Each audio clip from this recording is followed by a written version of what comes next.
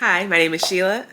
I'm a certified hand therapist and occupational therapist, and welcome to my channel. I've been an occupational therapist now for over 8 years, and I passed the CHT exam in 2019. I'm frequently asked how it is that I became a CHT, so stay tuned because I'll be sharing my tips for what has worked for me, and hopefully that will help you pass this certified hand therapy exam as well. I realized that this is a departure from the content that I usually share. I wanted to share some information that would be helpful for other occupational therapists and even physical therapists that are interested in sitting for the certified hand therapy exam. So you may be wondering, if you're not already familiar, what exactly is a certified hand therapist?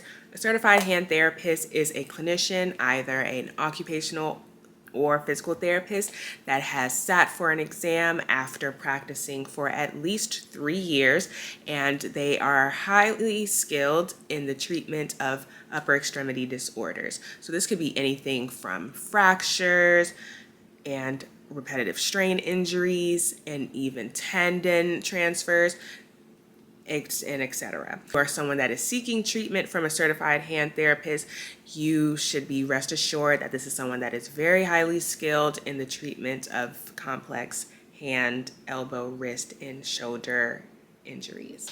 So I'd recommend getting the Purple Book, which was super helpful in having an idea of how the questions would be phrased on the exam and to have a better idea of the concepts. With that Purple Book, I went through all of the chapters, I did all of the practice questions, and what I found to be really helpful is if there was a question that I ended up getting wrong, I went through the rationale to make sure that it was something that I really honed in on, so I can understand what exactly the answer was to the question, but also the rationale as to why it was the appropriate answer. Purple Book, and I'll actually share that, I think, here. I went through all of the questions through the Purple Book, and that was really helpful in getting an idea of not only why I got the answer right, if I did, but also getting a better understanding as to why I didn't get an answer correct. It was very time consuming, but I found that to be very helpful with getting a better understanding of how I would come to that conclusion, and it also helped with my clinical reasoning. And I got the 2-volume, I ended up using the Purple Book, but for the concepts that I needed more time on, that's when I would pull out the Rehab of the Hand. I'm not sure if this is the current edition, but this is the one that I have. This is the one that is 2 volumes, and I still reference it to this day. It's very thick, and it's 2 volumes, but I found it helpful to go to, I ended up going through different chapters of this, maybe if this was a diagnosis that I didn't see often in the clinic, and read through this portion, and that made it more easy for me to digest. And for specific concepts that I probably needed to spend more time on, I made individual note cards.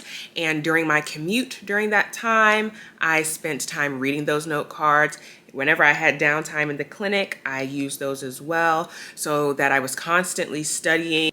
I also used the Netter text because I found that to be really helpful in seeing the anatomy. And once you really drilled in on the anatomy, which is absolutely essential, because once you get an idea of the origin and insertion, that really brings home the idea of what moves and what we're trying to get moving.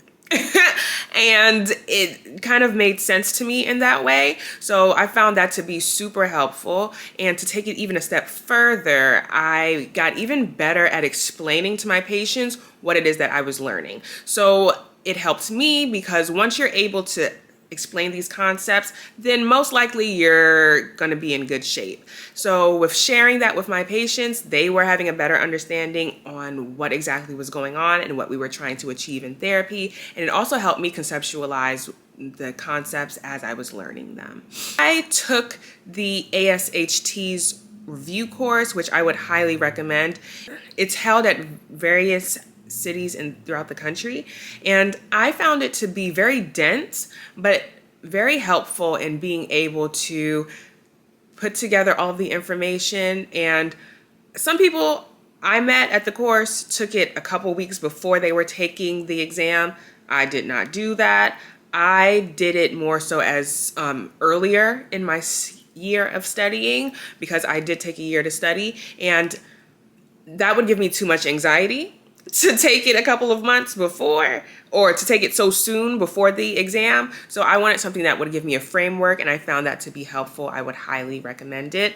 And I went to the course in Baltimore, and I'm not sure if they do it every year, but they had the cadaver, which I found to be really helpful because I'm a very visual learner. I also used YouTube videos because there are a lot of resources out there that helps with conceptualizing maybe some diagnoses that you probably don't see. And another thing that I found helpful is I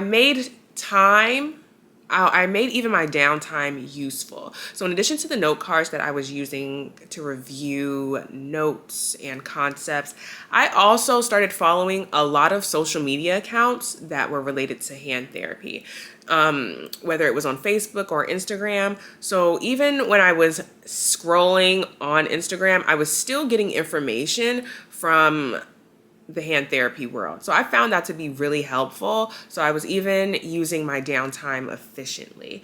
And I would also recommend the practice exams that are available online. I believe they're made available through liveconferences.com. I will share those resources down below. Once I made up my mind to take the CHT exam, I gave myself a year to study, and I wouldn't recommend going longer than that because it's kind of hard to maintain momentum for that time. And the way that that looked for me was I was casually taking in information, but I really buckled down the last 6 months leading up to the time that I was sitting for the exam. And I believe in the last month, I reduced my hours in the clinic so that I was able to dedicate a full day of studying. So I was very fortunate that my employer was able to accommodate that for me because I really wanted to make this a priority. And in the same vein of making this time a priority, I made all of my friends and family aware of when I was taking the exam. So I made time to show up for the family events that were important to me. But I would make sure that I adjusted for that time. So for example, I believe during that time, I wanted to go to a music festival or something like that. So I knew that I wanted to go to that event. So I woke up early to make sure I got in a few hours of studying before I went to do this. And I only allowed myself one night of fun a week because between working, being social, I just wanted to make this a priority. So I did make time for family and friends for the things that were important to me, but I did say no to a lot of things during that time. And the people that are in my life were pretty understanding because they knew that this was really important to me. Definitely a very stressful time in my life. However, I feel that I have the position that I have now because of this time frame, and I also feel like I'm a better therapist for it. So if this is something that is of interest to you, I highly recommend it. I think that my practice has changed as a result, and I would highly recommend, especially if you're a newer therapist and you know that this is something that you want to go after, I say absolutely go after it, because just for me personally, I just didn't know when else I would be able to cut back my hours and say no to all of these different things. It was a very rough period of time for me when I mentioned this year of studying, but it was 1000% worth it. I hope you found this video helpful, and if you are someone who is currently studying for the Certified Hand Therapist exam or the CHT exam, let me know in the comments below because I would love to know what resources that you are using, and hopefully it can be helpful for other CHT hopefuls. See you in the next video. I'm just using this because I'm getting hotter than I expected while filming this.